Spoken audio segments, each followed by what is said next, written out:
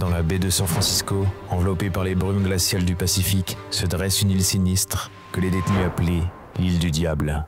Alcatraz, un nom qui, à lui seul, suffisait à faire frémir les criminels les plus endurcis d'Amérique. Pendant près de 30 ans, cette forteresse de béton et d'acier a enfermé les pires criminels du pays. Des hommes que le système judiciaire américain avait jugés irrécupérables. Des hommes pour qui Alcatraz représentait la fin de tout espoir. Vous avez le droit d'être logé, nourri, blanchi et soigné si nécessaire, rien d'autre ne vous est dû. Voilà ce que stipulait l'article 5 du règlement intérieur de cette prison fédérale de haute sécurité. Ici, pas de réhabilitation, seulement la punition dans sa forme la plus pure. Mais ce qui faisait d'Alcatraz une prison réputée inviolable, ce n'était pas ses murs, ses barreaux ou ses gardiens. C'était la nature elle-même, les eaux glaciales de la baie, oscillant entre 8 et 12 degrés Celsius. Et ces courants mortels, capables d'emporter un nageur jusqu'à l'océan Pacifique en quelques minutes. Une sentence de mort pour quiconque tenterait de s'évader à la nage. Pourtant, dans la nuit du 11 juin 1962, l'impensable s'est produit. 3 hommes ont défié l'impossible. Frank Morris, un orphelin au QI exceptionnel de 133,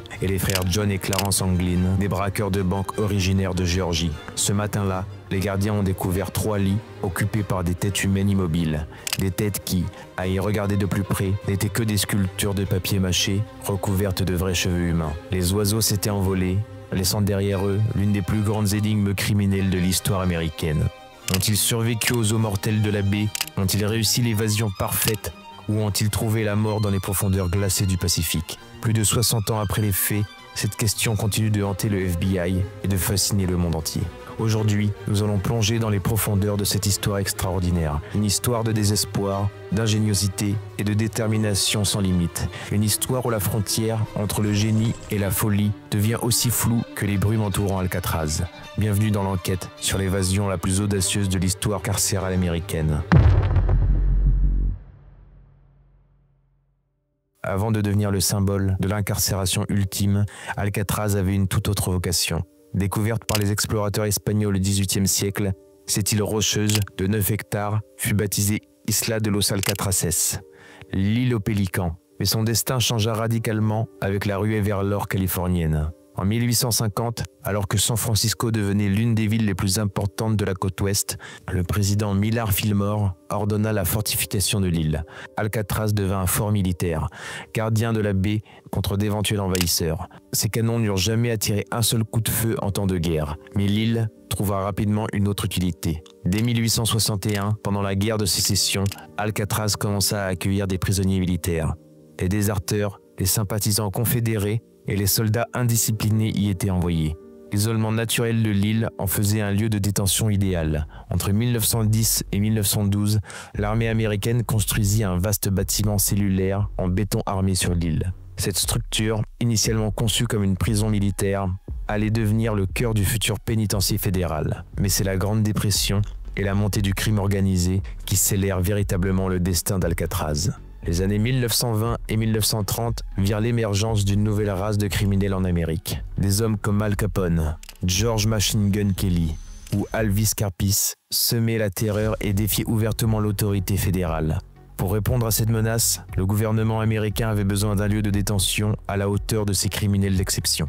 En 1933, sous l'impulsion de J. Edgar Hoover, directeur du FBI, et du procureur général Homer Cummings, le gouvernement fédéral décida de transformer Alcatraz en un pénitencier de sécurité maximale. L'objectif était clair, créer une prison dont personne ne pourrait s'échapper. Un lieu qui briserait même les criminels les plus endurcis.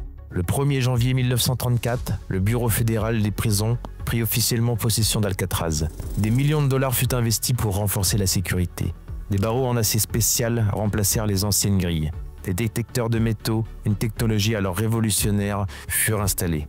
Des miradors équipés de mitrailleuses surplombaient la cour. Et surtout, un système de comptage rigoureux fut mis en place.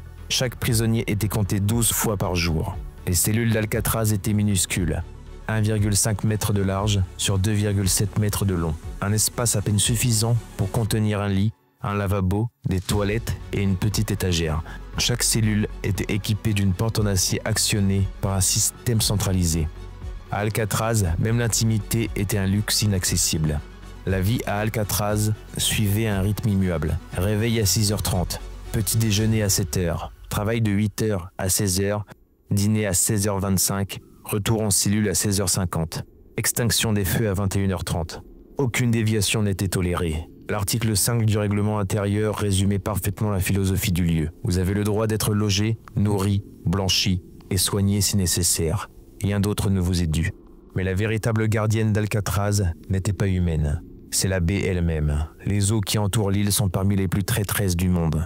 La température de l'eau oscille entre 8 et 12 degrés Celsius toute l'année, suffisamment froide pour provoquer une hypothermie mortelle en moins de 30 minutes.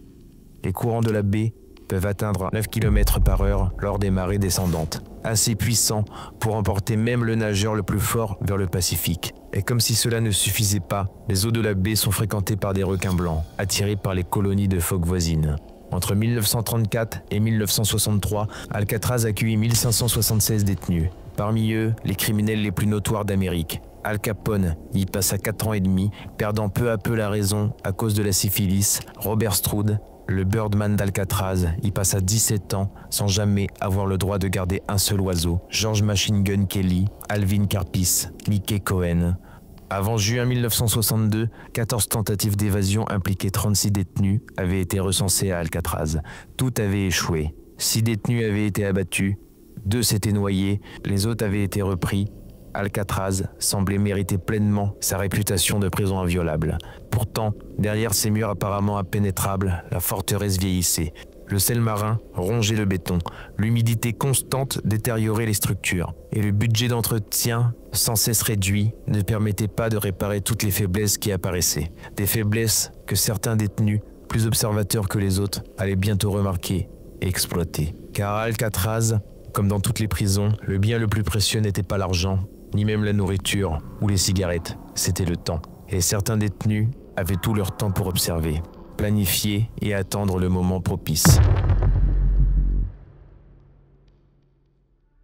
Frank Lee Morris, né le 1er septembre 1926 à Washington, orphelin à l'âge de 11 ans, placé en famille d'accueil, puis livré à lui-même dans les rues de la capitale américaine, l'histoire de Frank Morris est celle d'un destin brisé dès l'enfance, mais aussi celle d'un esprit hors du commun. Les tests psychologiques réalisés en prison révéleront plus tard que Morris possédait un QI de 133, le plaçant dans les 2% les plus intelligents de la population.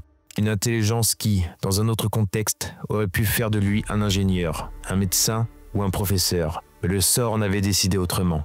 À 13 ans, Frank Morris commet son premier délit connu. Ce n'est que le début d'une longue série. Vol, cambriolage, trafic de drogue. Le jeune Frank enchaîne les séjours en maison de correction, puis en prison. À chaque incarcération, il apprend, non pas à se réhabiliter, mais à mieux comprendre le système carcéral, ses failles, ses routines. Ce que les autorités ignorent alors, c'est que Frank Morris développe un talent particulier, celui de s'évader. En 1960, il est arrêté pour un braquage de banque en Louisiane. Condamné à 14 ans de prison, il est envoyé au pénitencier d'Atlanta. Les autorités le considèrent comme un détenu à haut risque d'évasion. Et elles ont raison. Le 20 janvier 1960, Frank Morris arrive à Alcatraz, matricule AZ 1441. Pour le Bureau fédéral des prisons, le message est clair. Morris est trop dangereux, trop intelligent pour être détenu ailleurs que dans la prison la plus sécurisée du pays. Ce qu'ils ne savent pas encore, c'est qu'ils viennent de placer le plus grand génie de l'évasion dans un défi qu'il ne pourra résister à relever. John William Anglin, né le 2 mai 1930, et son frère cadet Clarence, né le 11 mai 1931, contrairement à Morris, les frères Anglin ont grandi dans une famille nombreuse. Ils étaient 14 enfants, de métayers pauvres de Géorgie. Chaque année, la famille migrait vers le nord pour travailler dans les champs du Michigan, où les garçons apprenaient à nager dans les eaux glacées du lac Michigan. Cette enfance difficile, mais solidaire, forge entre les deux frères un lien indéfectible. Ils font tout ensemble, y compris leurs premiers pas dans la délinquance. D'abord de petits larcins, puis des cambriolages, et enfin des braquages de banque. Leur spécialité, utiliser des armes factices pour éviter les peines les plus lourdes en cas d'arrestation. Leur carrière criminelle prend fin en 1956, lorsqu'ils sont arrêtés pour le braquage d'une banque à Columbia, Alabama. Condamnés à des peines de 35 ans, ils sont d'abord incarcérés au pénitencier d'Atlanta, où ils tentent de s'évader. Cette tentative leur vaut un transfert à Alcatraz. John arrive sur l'île en 1960, Clarence en janvier 1961. Allen Clayton West, né le 25 mars 1929, son histoire est moins connue que celle de ses complices. Comme Morris, il est issu d'un foyer brisé et entre dans la délinquance dès l'adolescence. À 14 ans, Il est déjà incarcéré. Sa vie devient un cycle sans fin de crimes et d'emprisonnement. West arrive à Alcatraz en 1957 pour vol de voiture et tentative d'évasion d'une prison fédérale. Un détail qui n'échappera pas à Frank Morris lorsqu'ils se rencontreront quelques années plus tard. Comment ces 4 hommes se sont-ils rencontrés? Les archives d'Alcatraz nous livrent quelques indices. Morris et West travaillent tous deux à l'atelier de maintenance de la prison. Les frères Anglin, eux, sont affectés à la blanchisserie. C'est probablement dans la cour de promenade, pendant les rares moments de socialisation autorisés, que le quatuor se forme. Ce qui est certain, c'est que ces 4 hommes partagent une obsession commune, la liberté. Et bientôt, ils vont partager autre chose, un plan. Un plan si audacieux, si méticuleux, qu'il défiera l'imagination des enquêteurs pendant des décennies. Frank Morris est placé dans la cellule 138, bloc B. Une cellule comme les autres, avec ses barreaux d'acier, son lit étroit, son lavabo et ses toilettes rudimentaires. Mais Morris ne voit pas une cellule, il voit un défi, et derrière le mur du fond, il entend l'appel de la liberté. Car dans chaque cellule du bloc B se trouve une grille d'aération de 15 cm sur 25 cm. Une ouverture trop petite pour un homme, certes, mais pour un esprit comme celui de Morris, ce n'est pas un obstacle, c'est un début. Au début de l'année 1961, Allen West fait une découverte cruciale lors de ses travaux de maintenance. Les conduits de ventilation au-dessus du bloc B ne sont pas scellés avec du béton, contrairement à ceux des autres blocs. Une faille dans le système de sécurité d'Alcatraz, une faille minuscule, invisible pour la plupart, mais pas pour des hommes désespérés, prêts à tout pour retrouver leur liberté. C'est probablement à ce moment-là que l'idée germe dans l'esprit de West, une idée qu'il partage avec Morris, dont l'intelligence et le sang-froid impressionnent les autres détenus. Morris, à son tour, recrute les frères Anglin, dont les compétences en natation pourraient s'avérer cruciales pour traverser les eaux glaciales de la baie. En septembre 1961, les 4 hommes demandent à être transférés dans des cellules voisines du bloc B, directement sous le conduit de ventilation non sécurisé. De façon surprenante, l'administration pénitentiaire accepte ces demandes sans se poser de questions. La première étape du plan est en place. 4 hommes, 4 parcours différents qui convergent vers un même point. 4 esprits qui, ensemble, vont concevoir l'évasion la plus audacieuse de l'histoire carcérale américaine. 4 détenus, ordinaires en apparence, mais qui cachent derrière leur regard résigné une détermination d'acier et une patience infinie. Car à Alcatraz, la patience est plus qu'une vertu, c'est une arme. Et ces hommes s'apprêtent à l'utiliser avec une précision chirurgicale. Au début des années 1960, Alcatraz n'est plus la forteresse imprenable qu'elle était autrefois. Construite dans les années 1910 et rénovée dans les années 1930, la prison subit les assauts constants du temps, du sel marin et de l'humidité. Le budget d'entretien sans cesse réduit ne permet plus de réparer toutes les failles qui apparaissent dans la structure. Frank Morris n'est pas un détenu ordinaire. Là où les autres ne voient que des murs, il voit des possibilités. Là où les autres entendent le bruit assourdissant des portes qui se ferment, il entend les murmures de la liberté. Et ce qu'il découvre dans sa cellule du bloc B va changer le cours de l'histoire d'Alcatraz. Les grilles d'aération au fond de la cellule du bloc B sont fixées sur un mur en béton vieux de plusieurs décennies. Un béton qui au fil des ans s'est fragilisé. Morris le comprend rapidement, ces grilles pourraient être le point faible du système. Allen West, de son côté, fait une découverte cruciale lors de ses travaux de maintenance. Les conduits de ventilation au-dessus du bloc B mènent directement au toit de la prison. Et contrairement aux autres blocs, ces conduits ne sont pas scellés avec du béton. Une faille que personne n'a remarquée, personne sauf West. C'est dans la cour de promenade, à l'abri des regards indiscrets, que le plan commence à prendre forme. Morris, West et les frères Anglin échangent des informations, des idées, des observations. Chacun apporte sa pierre à l'édifice. Morris, l'architecte principal, coordonne. West fournit des informations précieuses sur la structure du bâtiment. Les frères Anglin, eux, apportent leur expérience de nageurs et leur détermination sans faille. Le premier défi est de se procurer des outils. Dans une prison où chaque objet est inventorié, où chaque couteau de la cuisine est attaché par une chaîne, où chaque outil de l'atelier est compté avant et après usage, comment fabriquer les instruments de leur liberté? La réponse est simple, l'improvisation. Des cuillères volées à la cantine sont transformées en pelles miniatures. Des lames de scie sont fabriquées à partir de lames de rasoir collées bout à bout. Et surtout, un outil révolutionnaire voit le jour. Une perceuse électrique artisanale, fabriquée à partir d'un moteur de ventilateur volé et modifié. L'ingéniosité de Morris ne connaît pas de limite. Pour dissimuler le bruit de ses travaux, il synchronise ses coups de perceuse avec les moments les plus bruyants de la journée. Les passages des chariots de nourriture, les douches collectives ou encore l'heure musicale. Cette période où les détenus sont autorisés à jouer des instruments de musique. Pendant des mois, chaque nuit, Les 4 hommes travaillent à élargir les ouvertures autour des grilles d'aération. Ils percent des trous, millimètre par millimètre, centimètre par centimètre. Un travail de fourmi réalisé dans le plus grand secret à la lueur d'une lampe de fortune. Pour dissimuler leur travail aux gardiens, ils fabriquent des caches en papier mâché, reproduisant parfaitement l'aspect du mur. Ces caches sont placées sur les trous pendant la journée, puis retirées la nuit pour poursuivre le travail. Une ruse simple mais efficace, qui trompe les gardiens pendant des mois. Derrière les cellules du bloc B se trouve un couloir de service rarement utilisé par le personnel pénitentiaire. C'est ce couloir que les évadés comptent atteindre en élargissant les ouvertures des grilles d'aération. De là, ils pourront grimper jusqu'au toit en utilisant les tuyaux de plomberie comme échelle. Mais ce n'est pas tout. Au-dessus du plafond des cellules se trouve un espace vide, une sorte de grenier oublié. Un espace que West a découvert lors de ses travaux de maintenance. Un espace qui va devenir l'atelier secret des 4 hommes. Dans un acte d'audace incroyable, West demande l'autorisation de repeindre le plafond du bloc B. Prétextant que la peinture s'écaille, non seulement l'autorisation lui est accordée, mais on lui permet même d'accrocher des draps pour protéger les cellules de la poussière. Ces draps deviennent le paravent parfait, dissimulant l'accès à l'atelier secret. C'est dans cet atelier clandestin que les 4 hommes fabriquent les outils les plus importants de leur évasion.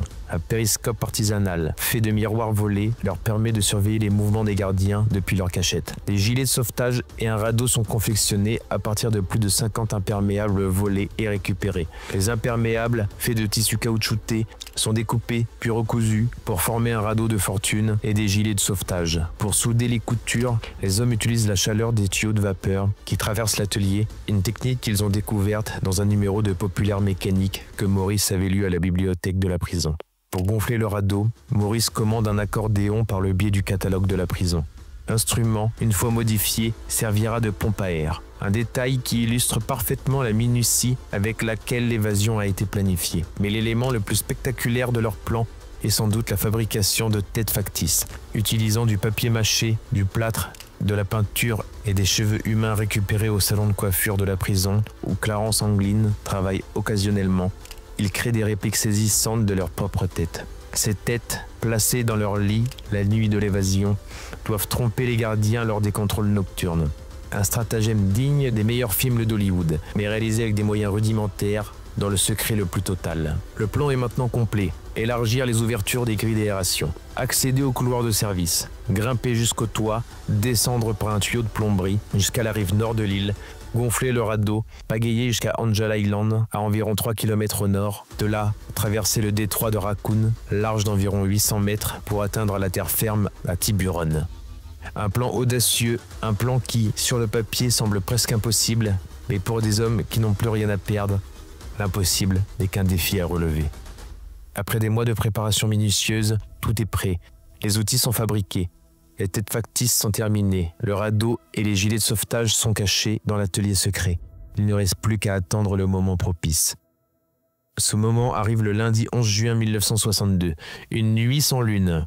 Une nuit où le brouillard enveloppe la baie de San Francisco, réduisant considérablement la visibilité. Une nuit parfaite pour disparaître. Lundi 11 juin 1962, 21h30. L'extinction des feux résonne dans les couloirs d'Alcatraz. Les cellules sont plongées dans l'obscurité. Seules les faibles lumières des couloirs permettent aux gardiens d'effectuer leur ronde. Dans 4 cellules du bloc B, les respirations semblent régulières. 4 détenus paraissent dormir paisiblement. Les apparences sont trompeuses. Dès que le gardien s'éloigne, Frank Morris se redresse silencieusement. Il retire la tête factice placée sur son oreiller et la positionne soigneusement pour qu'elle semble naturelle. Dans les cellules voisines, les frères Anglin font de même. Allen West, lui, s'apprête à vivre la plus grande déception de sa vie. Maurice retire le cache en papier mâché qui dissimule le trou pratiqué autour de la grille d'aération. Après des mois de travail acharné, l'ouverture est suffisamment large pour qu'un homme puisse s'y glisser. Avec une précaution infinie, il se faufile dans l'étroit passage, centimètre par centimètre, retenant sa respiration pour ne pas faire le moindre bruit. Une fois dans le couloir de service, Maurice attend. Quelques minutes plus tard, John Anglin le rejoint, suivi de près par son frère Clarence. Mais West ne vient pas. Les minutes passent. L'inquiétude grandit. Que se passe-t-il? Dans sa cellule, Allen West fait face à un problème inattendu. Le ciment autour de sa grille d'aération, qu'il croyait suffisamment fragilisé, résiste. Malgré ses efforts désespérés, il n'arrive pas à élargir suffisamment l'ouverture pour s'y glisser. Le temps presse. Chaque minute qui passe augmente le risque d'être découvert. Maurice et Angeline sont confrontés à un dilemme cruel.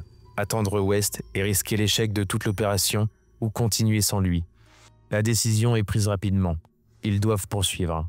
Dans le monde impitoyable de la prison, la survie individuelle prime souvent sur la loyauté. Utilisant des tuyaux de plomberie comme échelle, les 3 évadés grimpent jusqu'à l'atelier secret au-dessus des cellules. Là, ils récupèrent le matériel à préparer pendant des mois. Les gilets de sauvetage, le radeau démontable, les pagaies improvisées, tout est là, prêt à être utilisé. Le chemin vers la liberté passe maintenant par un étroit conduit de ventilation qui mène au toit. Maurice s'y engage le premier, rampant dans l'obscurité totale, guidé uniquement par ses mains tâtonnantes. Derrière lui, les frères Angeline retiennent leur souffle. Le moindre bruit pourrait alerter les gardiens. 22h30. Un bruit métallique résonne dans le silence de la nuit. Le couvercle du conduit de ventilation vient d'être poussé sur le toit. Ce son, entendu par plusieurs détenus et même noté par un gardien, sera plus tard identifié comme le moment précis où les évadés ont atteint le toit de la prison. Sur le toit, les 3 hommes découvrent un paysage à couper le souffle. La baie de San Francisco s'étend devant eux. Enveloppée dans un brouillard épais, les lumières de la ville scintillent au loin. Si proches et pourtant si inaccessibles, pour la première fois depuis des années, ils respirent l'air de la liberté. Mais le plus difficile reste à faire. La descente du mur de 15 mètres est périlleuse. Utilisant un conduit de cheminée comme support, les 3 hommes se laissent glisser vers le sol, risquant à chaque instant une chute potentiellement mortelle. Leurs mains s'écorchent sur la surface rugueuse du béton, mais la douleur n'est rien comparée à l'adrénaline qui court dans leurs veines. Au pied du mur, les attend un nouvel obstacle, une clôture de sécurité de 4,5 mètres de haut. Mais après des mois passés à perforer des murs en béton, cette barrière semble presque dérisoire. Ils parviennent à l'escalader et se retrouvent sur la rive nord de l'île, à l'abri des regards des miradors. La rive nord d'Alcatraz est la plus éloignée du continent, mais aussi la moins surveillée. C'est là que les évadés ont choisi de mettre leur radeau à l'eau. Face à eux s'étend la baie de San Francisco, ses eaux noires et glaciales, ses courants traîtres, un dernier obstacle entre eux et la liberté. Avec des gestes précis, répétés mentalement des centaines de fois, ils assemblent le radeau fabriqué à partir d'imperméables. L'accordéon modifié sert de pompe pour gonfler cette embarcation de fortune. Les gilets de sauvetage sont enfilés sous leurs vêtements. Tout se déroule comme prévu, dans un silence presque irréel. Vers 22h30, le radeau est mis à l'eau. Maurice et les frères Angeline y prennent place. Pagaies improvisées en main, leur destination, Angel Island, à environ 3 km au nord. Ils comptent traverser le détroit de Raccoon pour atteindre Tiburon, sur le continent. Un voyage de moins de 4 km au total, mais qui pourrait aussi bien être un voyage vers l'éternité. Le radeau s'éloigne lentement de la rive, englouti par le brouillard épais qui recouvre la baie cette nuit-là. Les 3 silhouettes se fondent dans l'obscurité. C'est la dernière fois que quiconque les verra avec certitude. À partir de ce moment, leur destin devint l'un des plus grands mystères de l'histoire criminelle américaine. Pendant ce temps, dans sa cellule du bloc B, Allen West continue de lutter désespérément avec le mur qui refuse de céder. Ce n'est qu'aux premières lueurs de l'aube qu'il parvient enfin à élargir suffisamment l'ouverture pour s'y glisser. Mais il est trop tard, ses complices sont partis depuis longtemps. Dans quelques heures, l'alerte sera donnée.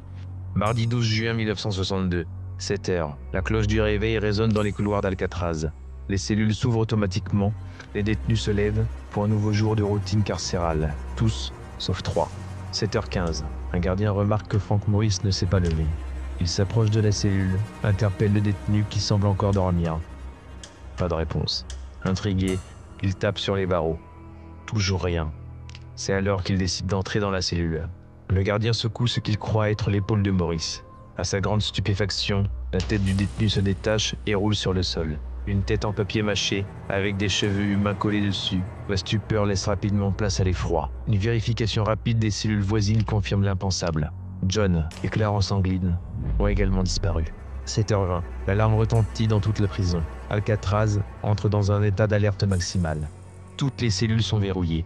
Tous les détenus sont confinés. Une fouille systématique est lancée. Mais au fond d'eux-mêmes, les gardiens savent déjà.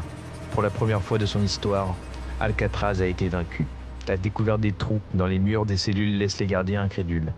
Comment ont-ils pu ne rien remarquer pendant des mois? Comment de simples détenus ont-ils pu percer des murs en béton armés avec des outils rudimentaires? La réponse est aussi simple que dérangeante. Patience, ingéniosité et détermination. La découverte de l'atelier secret au-dessus des cellules est un autre choc. Les gardiens y trouvent les preuves d'un travail méticuleux, outils improvisés, restes de matériaux, plans griffonnés. Ils comprennent alors l'ampleur de ce qui s'est passé sous leurs yeux, sans qu'ils ne se doutent de rien. Allen West, lui, fait face à un dilemme. Doit-il avouer sa participation au complot ou feindre l'ignorance? Il choisit rapidement la première option, espérant sans doute une forme de clémence. C'est grâce à son témoignage que les autorités reconstitueront en détail le plan d'évasion. Pendant ce temps, dans la baie de San Francisco, une vaste opération de recherche est lancée. Garde-côtes, police maritime, hélicoptères, tous les moyens sont déployés pour retrouver les fugitifs. Mais la baie est vaste, ses courants imprévisibles, et le temps joue contre les autorités. La question que tout le monde se pose est simple. Ont-ils survécu? Ont-ils réussi l'impossible? Ou leur corps repose-t-il quelque part au fond de la baie? Ultime preuve qu'Alcatraz ne pardonne pas à ceux qui défient ses règles. Le 12 juin 1962, à midi, l'impensable est officiellement confirmé. 3 détenus se sont évadés d'Alcatraz. La prison réputée inviolable, l'onde de choc est immense. Pour le Bureau fédéral des prisons, c'est une humiliation sans précédent. Pour le FBI, c'est un défi à relever. Pour l'Amérique tout entière, c'est une histoire qui captive et fascine. J. Edgar Hoover, le tout-puissant directeur du FBI, prend personnellement en charge l'enquête. Pour lui, l'affaire est claire. Les évadés doivent être retrouvés, morts ou vifs. L'honneur du système pénitentiaire fédéral est en jeu. Et Hoover n'est pas un homme à accepter l'échec. Une opération de recherche sans précédent est lancée dans la baie de San Francisco. Garde-côtes, police maritime, hélicoptères, tous les moyens sont déployés. Les îles voisines sont fouillées méthodiquement. Les rives du continent sont patrouillées jour et nuit. Le FBI mobilise des dizaines d'agents pour interroger les proches des évadés, surveiller leurs contacts potentiels. Allen West devient rapidement la source d'information principale des enquêteurs. En échange d'une promesse de non-poursuite pour sa tentative d'évasion, il révèle tous les détails du plan. C'est grâce à lui que les autorités comprennent l'ampleur et l'ingéniosité de l'opération. Les têtes factices, récupérées dans les cellules, deviennent les symboles de cette évasion spectaculaire. Exposées comme pièces à conviction, elles témoignent du génie créatif des évadés. L'une d'elles, celle de Frank Morris, porte encore la marque de sa chute lorsque le gardien l'a fait tomber du lit. Un détail qui, étrangement, humanise cet objet macabre. Le 14 juin, 2 jours après l'évasion, un premier indice est retrouvé dans la baie. Soigneusement emballé dans du plastique imperméable, on y retrouve des photos de famille et une liste de contacts. Des objets précieux que des hommes se noyant n'auraient probablement pas abandonnés volontairement. Le même jour, une pagaie improvisée est retrouvée flottant près de Angel Island, exactement sur la route que les évadés avaient prévu de suivre. Le 21 juin, un gilet de sauvetage en matériaux similaires à celui des imperméables d'Alcatraz est découvert non loin de la plage de Cronkite, sur le continent. Ces découvertes alimentent la théorie principale du FBI. Les évadés se seraient noyés dans la baie. Les courants auraient dispersé leurs effets personnels et les débris de leurs embarcations. Leurs corps, alourdis par leurs vêtements, auraient coulé au fond de la baie, peut-être jamais retrouvés. Pourtant, un témoignage troublant vient de contredire cette théorie. En juillet 1962, l'équipage d'un cargo norvégien, le SS Norefjell, signale avoir perçu un corps flottant dans la baie, à environ 30 km du Golden Gate Bridge. Mais ce témoignage n'est rapporté qu'en octobre, bien trop tard pour vérifier son authenticité ou retrouver le corps en question. Pendant ce temps, le FBI place sous surveillance étroite les familles des évadés. Chaque appel téléphonique, chaque lettre, chaque visite est scrutée à la recherche du moindre indice. Les agents sont convaincus que si les évadés ont survécu, ils chercheront tôt ou tard à contacter leurs proches. L'enquête s'étend bientôt à l'ensemble du territoire américain. Des avis de recherche sont diffusés dans tous les États. Les postes frontières avec le Canada et le Mexique sont alertés. Les ports et les aéroports sont surveillés, mais malgré tous ces efforts, aucune trace tangible des évadés n'est découverte. Les experts du FBI, analysant les méthodes utilisées par les évadés, ne peuvent s'empêcher d'admirer leur ingéniosité.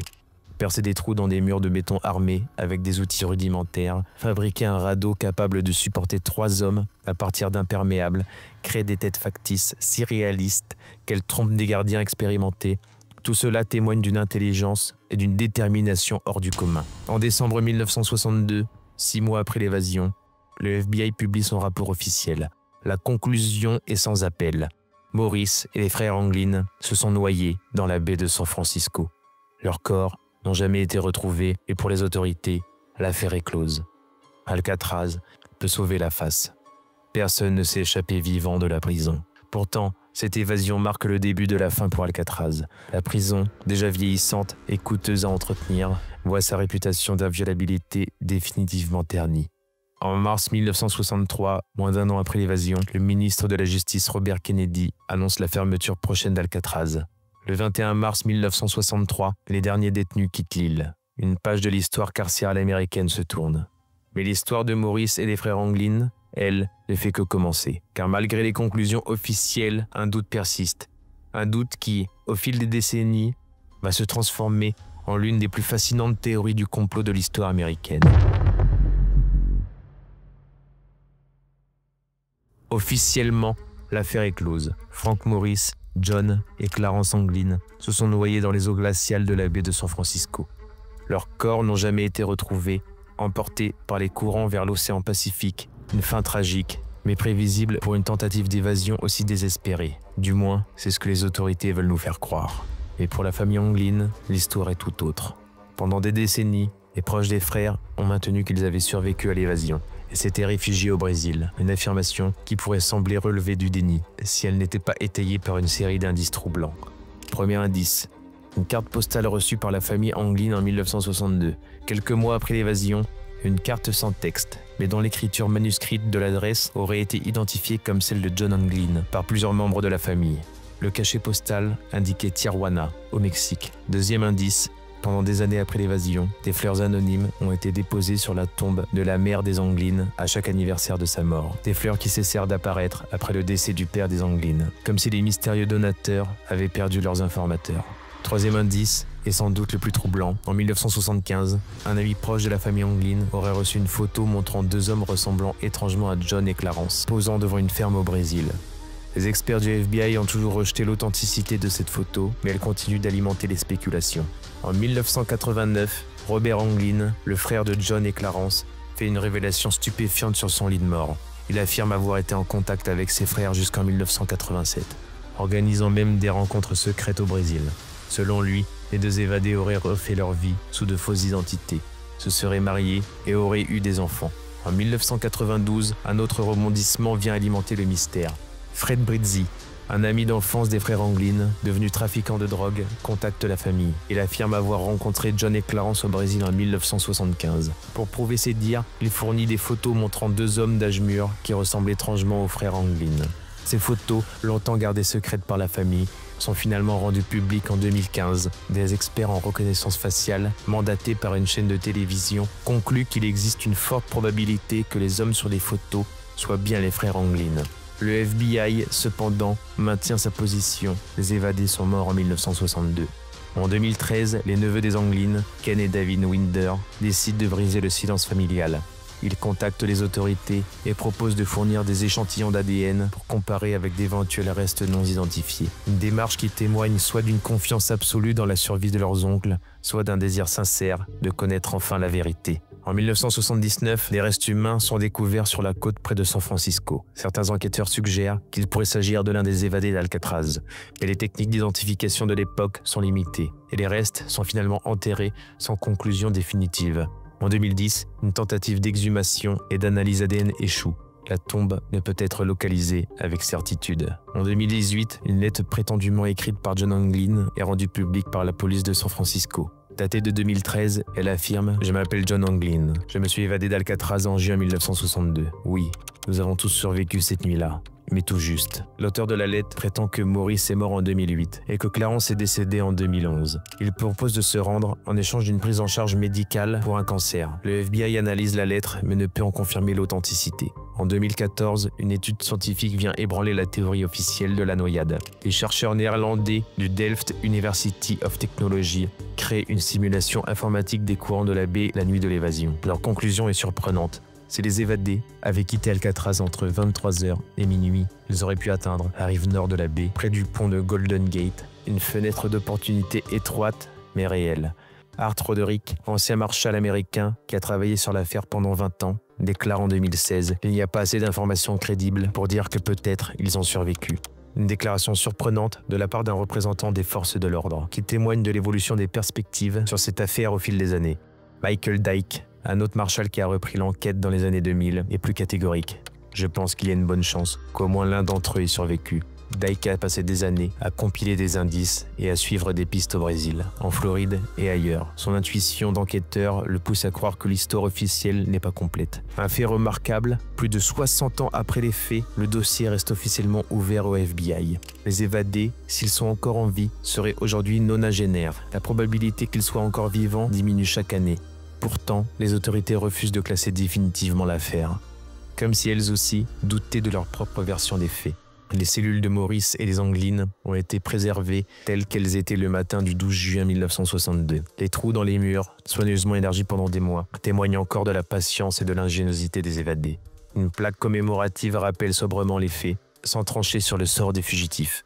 Dans un monde où la surveillance est omniprésente, où les secrets semblent impossibles à garder, l'évasion d'Alcatraz nous rappelle qu'il existe encore des zones d'ombre, des récits sans conclusion définitive. Alors qu'est-il vraiment arrivé à Frank Morris, John et Clarence Anglin cette nuit de juin 1962?